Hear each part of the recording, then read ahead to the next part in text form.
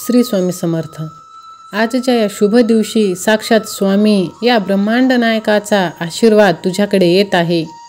त्याचा आशीर्वाद तुझ्याकडे आनंदाने आलेला आहे, ते स्वीकार कर। ते जे काही सांगत आहे ते लक्षपूर्वक ऐक आणि स्वतःच्या आयुष्याचं सोनं तू करून घे बाळा। लक्षात ठेव, हे स्वामी संदेश तुमच्या आयुष्याला एक नवीन वळण देऊ शकतात, पण त्यासाठी तुमचा त्यांच्यावर विश्वास असणं तितकंच गरजेचं आहे।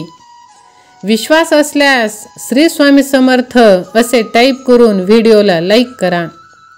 बाळा, तू हार मानू नकोस, खचून जाऊ नकोस।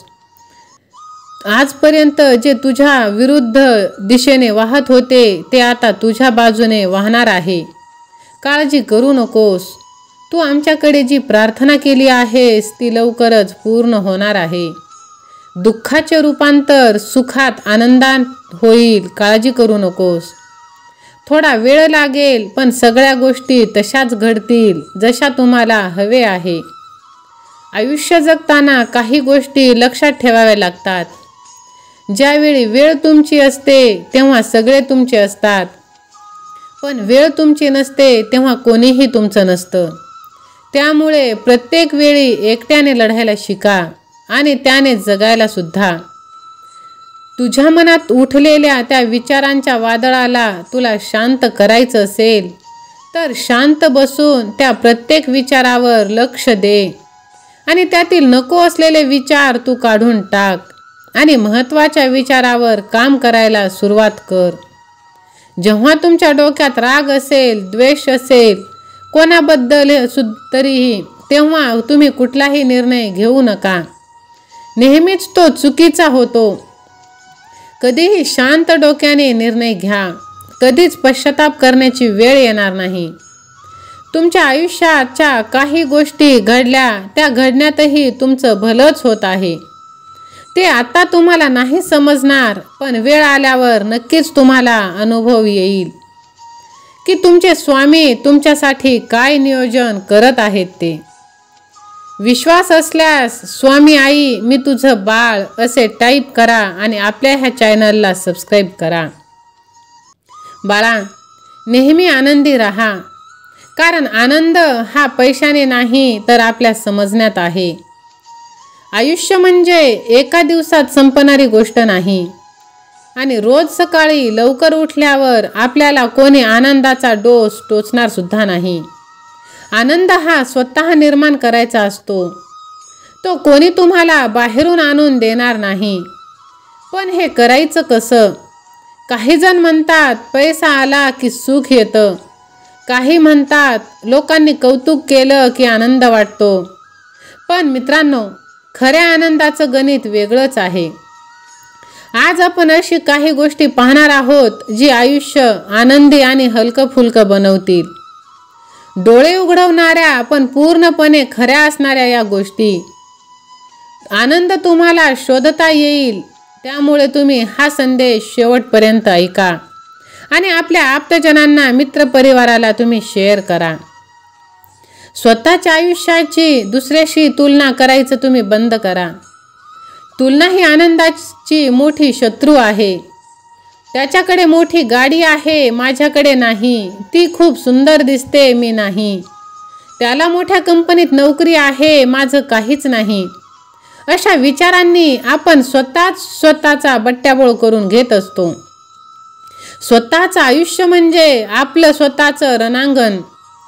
आपल्याला हवं तसं जगायचं, हवं तसं कमवायचं, दुसऱ्याला बघून स्वतःला दुःखी ठेवायचं नाही। जर तुलनाच करायची असेल तर स्वतःच्या जुन्या परिस्थितीशी करा। आज तू कालच्या तुलनेत चांगला आहेस का हे बघायचं। या जगात कोणीच परिपूर्ण नाही, म्हणूनच दुसऱ्याचा विचार करून स्वतःचा आनंद आपण मारून घ्यायचा नाही। तुलनेच्या नादात स्वतःचं सुख हरवून बसलात तर त्याला जबाबदार आपण स्वतःच असतो। जो स्वतःचं जीवन स्वतःच्या मर्जीनं जगतो तोच खरा आनंदी असतो। रोज आरशात बघून स्वतःला सांगा, माझं आयुष्य माझ्या हातात आहे, मला जे हवं आहे ते मी मिळवू शकते। स्वतःच्या गोष्टींवर लक्ष केंद्रित करा. दुसऱ्यांच्या गोष्टीकडे बघून मन खट्टू करून घेऊ नका. आहे त्या परिस्थितीत आनंदाने जगायचं शिका. तक्रारी करायच्या बंद करून द्या. काही लोक रोज देवाकडे तक्रार करत बसतात. मला हे मिळालं नाही, मला ते मिळालं नाही, याला एवढं मिळालं, त्याला एवढं मिळालं. अरे बाबा, थोडं तरी समाधान बाळग. जग कोणासाठीच परफेक्ट नाही. स्वतःच्या हातात आहे ते स्वीकारा आणि त्यातून जास्तीत जास्त चांगलं घ्या. वाईटाला सोडून द्या. ज्याच्याकडे कमी आहे पण त्याने त्यात समाधान मानलं तरच तो कायम आनंदी राहू शकतो. विश्वास असल्यास गॉड इज ग्रेट असे टाईप करा आणि हा संदेश आपल्या प्रियजनांना शेअर करा. बाळा, सारखं टेन्शनमध्ये राहणारा, तक्रारी करणारा, चिंता करणारा माणूस स्वतःलाच दुःखी करत असतो आणि तो दुसऱ्यांना सुद्धा वैताग आणतो. तक्रार करणाऱ्यांना कोणीही फार काळ सोबत ठेवत नाही, कारण ते सतत नकारात्मकता पसरवत असतात.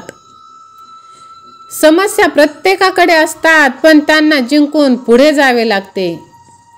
ज्या सुखासाठी तुम्ही पैसा कमवत आहात तेच सुख पैशाच्या धावपळीत विसरून चालणार नाही. पैसे कमवताना स्वतःच्या आरोग्याची आणि मानसिक शांतीची किंमत तुम्ही मोजू नका. जेव्हा पैशाची हाव सुटते तेव्हाच नेमकी खरी आनंदी माणसं दिसायला लागतात.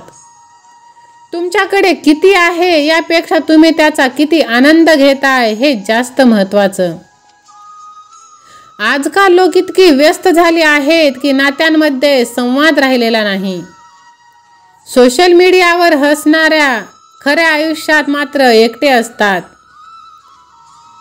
यशस्वी लोक केवळ कामाच्या मागे लागत नाहीत, तर ते आपल्या माणसांना सुद्धा जपत असतात. पैशांपेक्षा नाती जपली की आयुष्य अगदी सुखमय आणि आनंदी होतं. आपल्यांसाठी वेळ काढा. घरात बसून मोबाईल बघत बसण्यापेक्षा आपल्या कुटुंबियांसोबत गप्पा मारा. वेळ निघून गेला की माणसं हळूहळू दूर होतात आणि तेव्हा पश्चाताप करून काहीही उपयोग नाही. माणसं जेव्हा हयात असतात तेव्हा त्यांच्यासाठी वेळ काढा, कारण एकदा ती व्यक्ती गेली की फक्त आठवणी सोबत राहतात. बिझी आहे म्हणत म्हणत माणसांपासून लांब गेला तर एक दिवस एकटे पडाल. आयुष्यात पैसा पुन्हा मिळतो, पण नात्यांमध्ये तडा गेल्यावर ती पुन्हा पूर्वीसारखी होतातच असे नाही. स्वतःच्या जवळच्या लोकांसाठी वेळ काढणं म्हणजे जगण्यासाठी आनंद शोधणं. श्री स्वामी समर्थ. धन्यवाद.